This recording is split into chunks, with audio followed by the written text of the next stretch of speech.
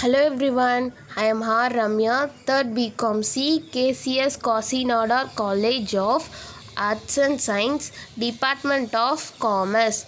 Today we are going to see about the management accounting. In that, Unit 5, capital budgeting, under that, payback period. First, meaning of capital budgeting. Capital budgeting refers to the long-term planning for investment in project and fixed assets and methods of financing the approved projects. Capital budgeting is considered as the process of making investment decision and on capital expenditures.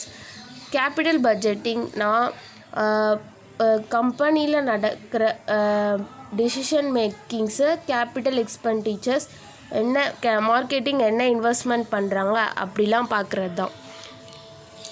Meaning of payback period method. Payback period method is also called as payout period or payoff period. Payback period method is the time span in which a project pay for itself through surplus cash flows. Payback period. Formula for calculating payback period: when cash inflows are even or equal, when cash inflows of all years is equal, we use the following formula. Payback period is equal to initial investment by annual cash inflow. When second type, when cash inflows are unequal, when cash inflows of each year is different, we use the formula below. Payback period is equal to E plus B by C, where E is equal to year immediately proceed to year of recovery. B is equal to amount left to be recovery. C is equal to cash inflow during the year of final recovery. Note, before using this value, we must find the cumulative cash inflows. Stages of cash inflow statement. Particulars amount side.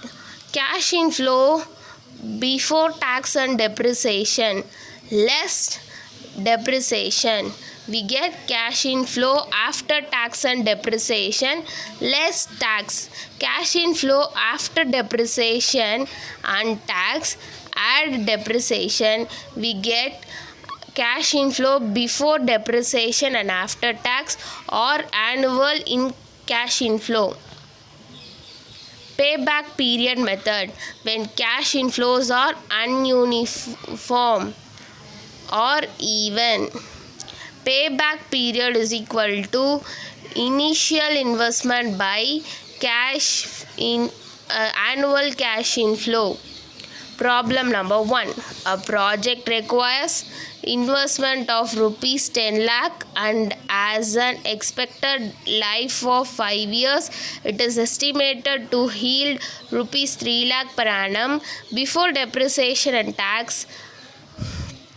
Tax rate is 50% at some time payback period. First, we should calculate computation of cash inflow statement. Particulars amount side. Cash inflow before tax and depreciation is 3 lakh. Less depreciation. Depreciation amount is 10,000. Number of years 5. So 10 lakh by 5. We get 2 lakh. Cash inflow after depreciation and before tax, when we less 3 lakh by minus 2 lakh, we get 1 lakh. Less tax at 50%. 1 lakh before tax இருக்குல்ல, அந்த 1 lakh இங்கே 50% into 50% பண்ணால் நமக்கு 50,000 கிடைக்கும். அதுதான் tax. இப்போ 1 lakhலேருந்து 50,000 less பண்ணால் we get cash inflow after depreciation and tax 50,000. இப்போ add depreciation. Depreciation is 2 lakh. So 2 lakh. We add 50,000 plus 2 lakh, we get 2,50,000 as cash inflow before depreciation and after tax, or annual cash inflow. Calculation of payback period.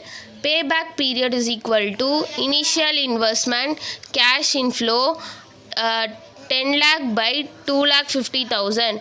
When we divide this, we get payback period is equal to 4 years. Payback period method. Number 2 type. When cash inflows are not ununiform. When cash inflows are ununiform means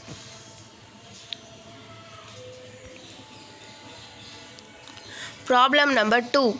If investment in a project is rupees 80,000 and the net cash inflows after tax but before depreciation are estimated for the year 6 years as rupees 20,000, rupees 25,000, rupees 20,000, rupees 30,000, rupees 35,000 and rupees 15,000 respectively, payback period is calculated as follows. First, computation of cash inflow statement. Here cash inflow, cumulative cash inflows we should find. Number of years வந்து 6. So 1, 2, 3, 4, 5, 6 years. Cash inflows 20,000 for first year, 25,000 for second year, 20,000 for third year, 30,000 for fourth year, fifth year 35,000, 15,000 for sixth year.